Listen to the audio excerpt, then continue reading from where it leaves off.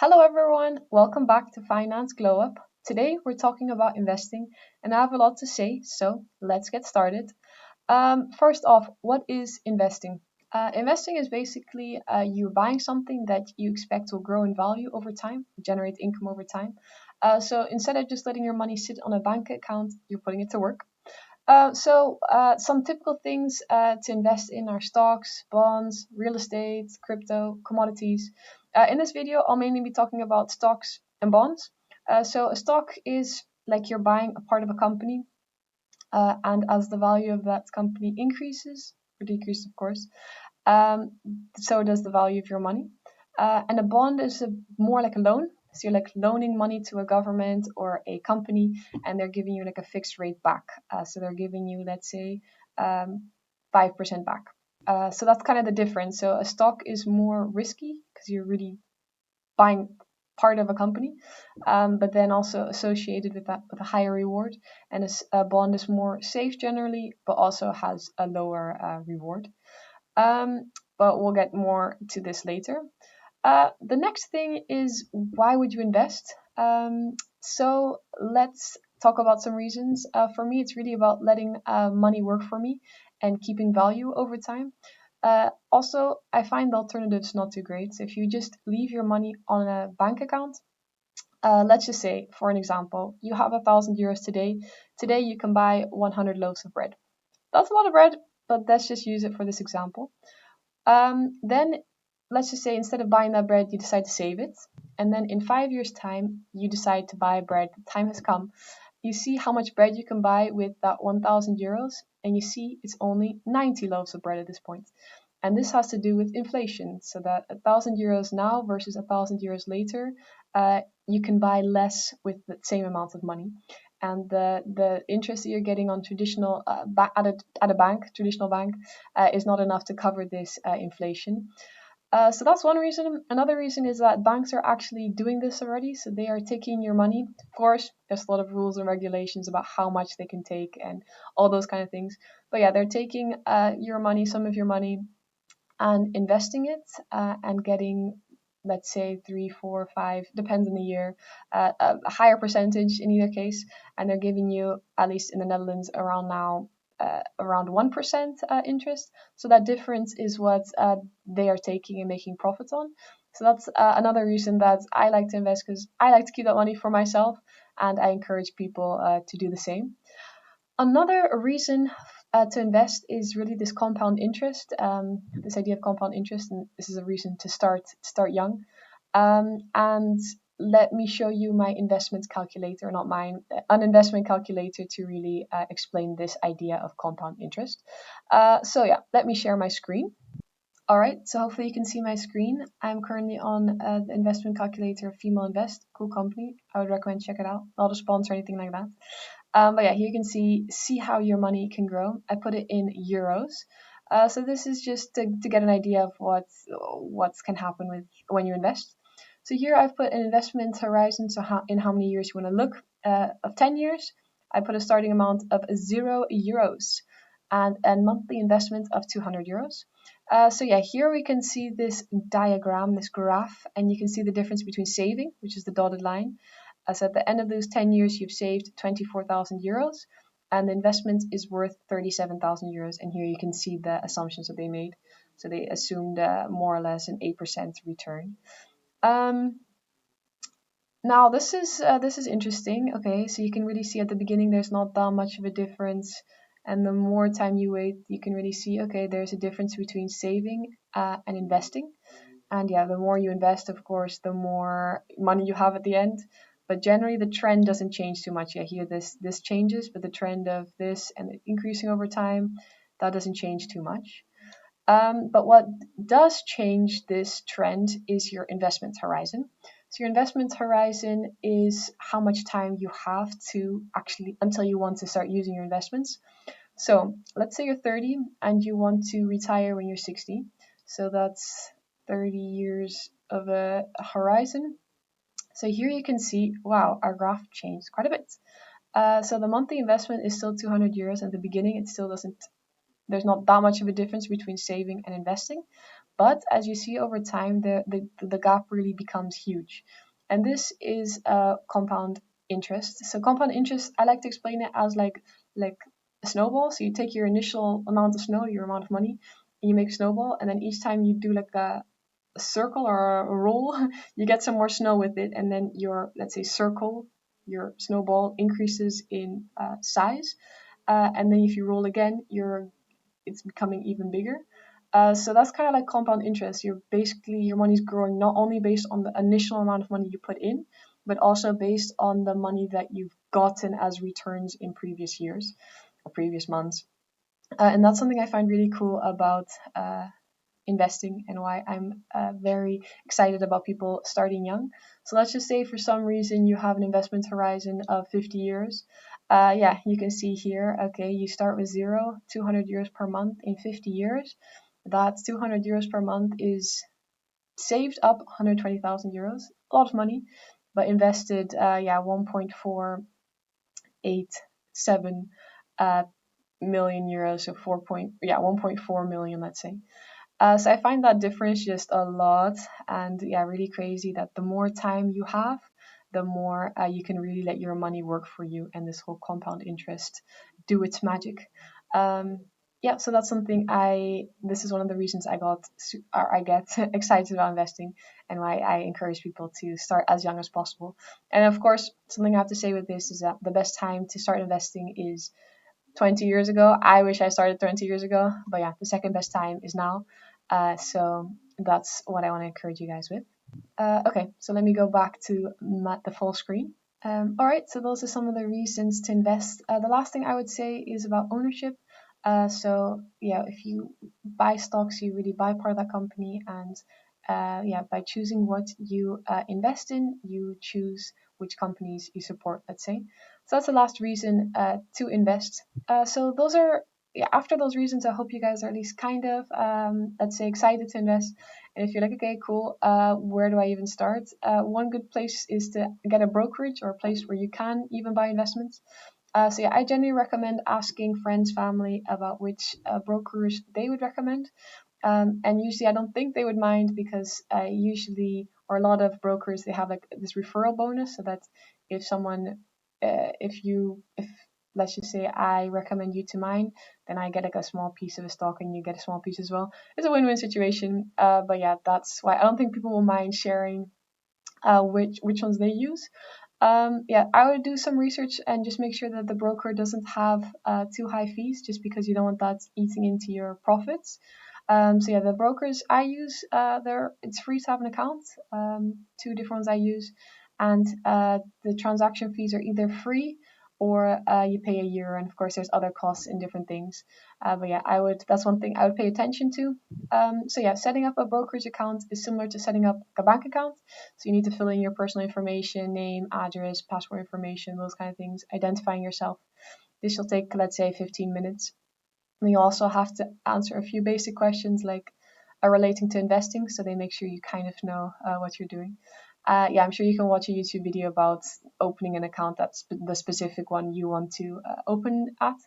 And otherwise, feel free to ask a friend or me. I'm more than happy to help you out with this part. One last thing I want to say about this is, please do be very careful about where you open an account. There are a lot of scammers, so please use a trusted and well-known brokerage. All right, so let's just say you have an account at this point. Then it's like, okay, there is a lot of things to invest in. Where do we start? And yeah, this is something I find difficult to say in a video, just because it usually depends on your goals and your timelines, and um, all that. But there are some general things to consider. One of the first things I would say is diversification. So diversifying across countries, across industries, across investment types. So that, let's just say you only have one stock, Nvidia, and for some reason that crashes, you don't lose all of your money. And this is actually where the concept of an ETF stands for Exchange Traded Fund. That's where an ETF comes in. So an ETF is basically like a bundle of stocks. It's like a basket, let's say, where instead of you having to go and buy a piece of, I don't know, Nvidia, Apple, Coca-Cola, different stocks, it's like bundled for you together. So you just buy one ETF, and they spread it out for you. they buy a lot of different ones for you, which makes it a lot easier and a lot more convenient and a lot more, let's say, cheaper, because you don't have to go and buy all of those yourselves and maybe even pay transaction costs. So yeah, you have ETFs for a lot of different things. So you have one for, let's say, AI.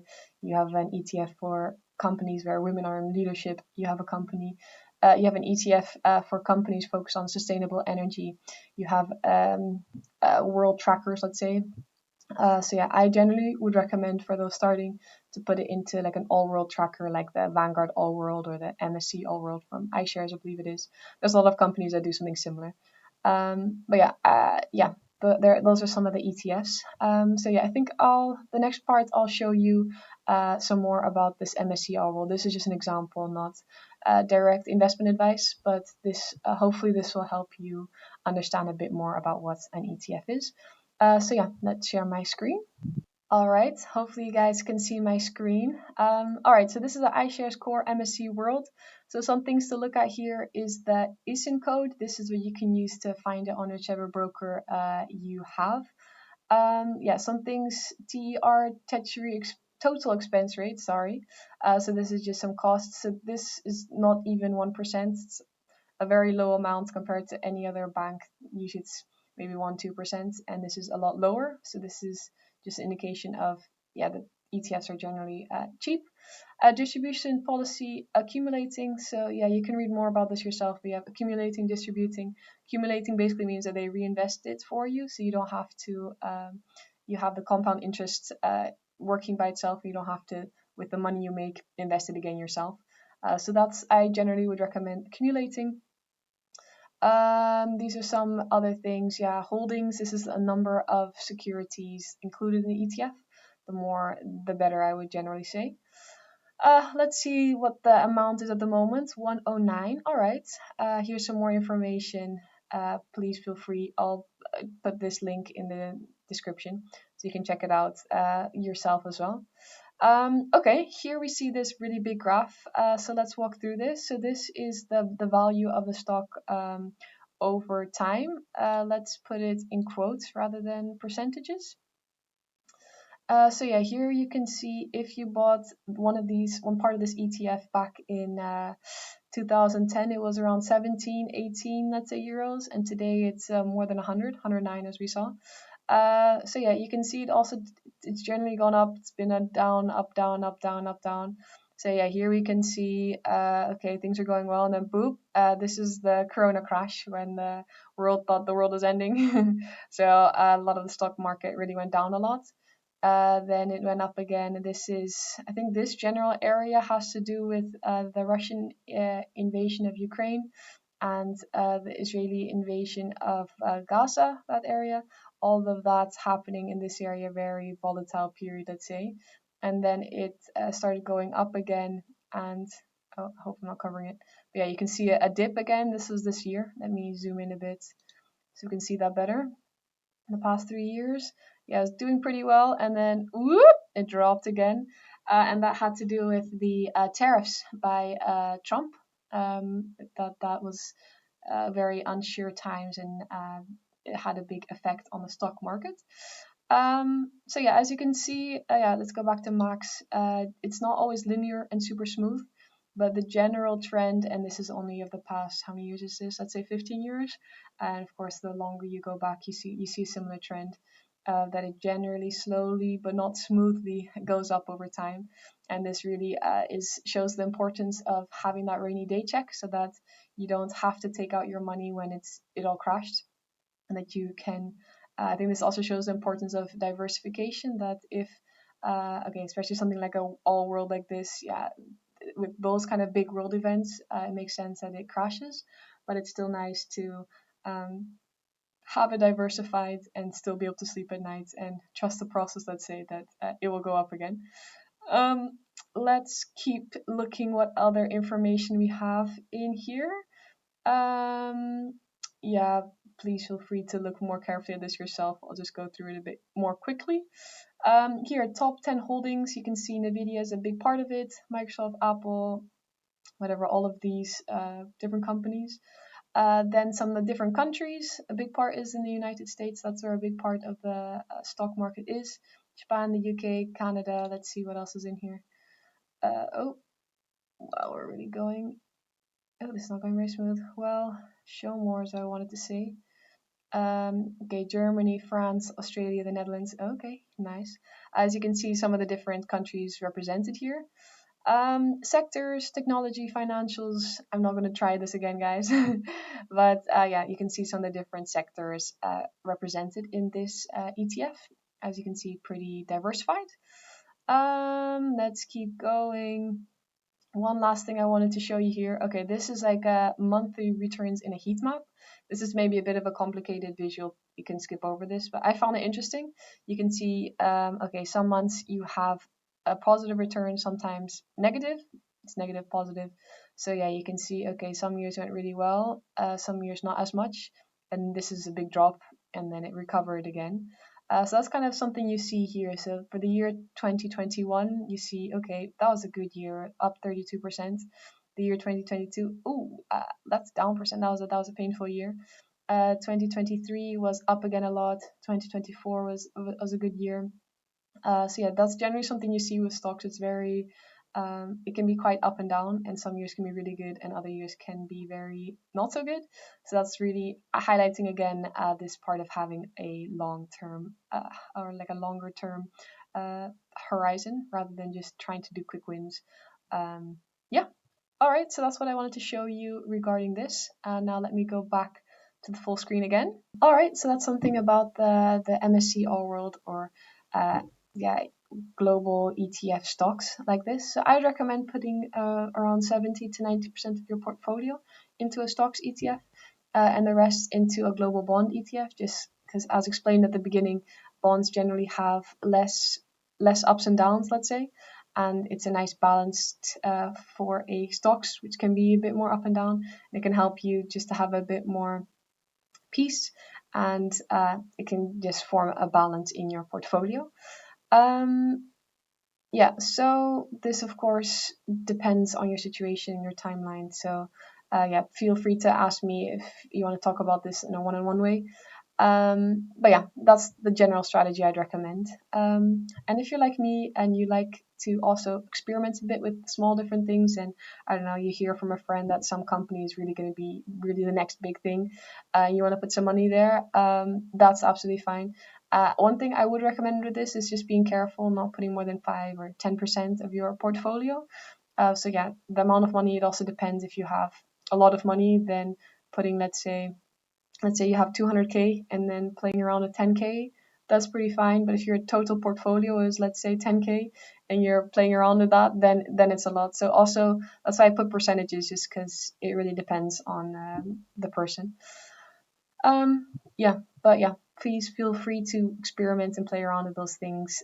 Just keep it controlled. I think there's actually a name for this strategy. It's called the satellite strategy. So the main part is your ETF in your stocks ETF in your bonds ETF, and then around that you have small satellites, and those are your small things you're playing around with. Yeah, if you just want to keep it simple, don't worry about what I just said. Just keep it simple to your stocks ETF and bond ETF, and leave it at that. That's also absolutely fine. The last part is how much to invest. Again, this really depends on the person. Yeah, so I know people investing 50 euros per month. I know people investing 5,000 euros per month. And yeah, I would really recommend investing per month what you can, and also investing per month rather than saving up a lot of money and then investing at one point. Just because, as you saw, you might get lucky and buy when it's low. That's super nice, but you also might buy when it's more expensive, and then if it drops, it's not really good for the morale. So yeah, I'd recommend just per month or per every week or per 2 weeks or per 2 months, whatever frequency you want, but just investing a little bit at a time whenever you have money. Yeah, this also has a name. It's called the dollar costing average technique. So just buying a bit over time, and this is really also spreading out your risks. Yeah, so that's all that I have for you guys when it comes to this topic of investing. Hopefully, you understand some of the basics, and hopefully you guys are encouraged and feel at least a bit more prepared to start investing, or if you already are investing, that you have a bit more knowledge about what you're doing. And yeah, please remember that the best time to invest was 20 years ago. I wish I'd started sooner too, but the second best time is now. So I really encourage you guys to yeah, take some of these steps, even if it's just with a small amount of money, and start trying this. And thanks so much for paying attention, and have a good day. I'm looking for a glow up in 5 minutes.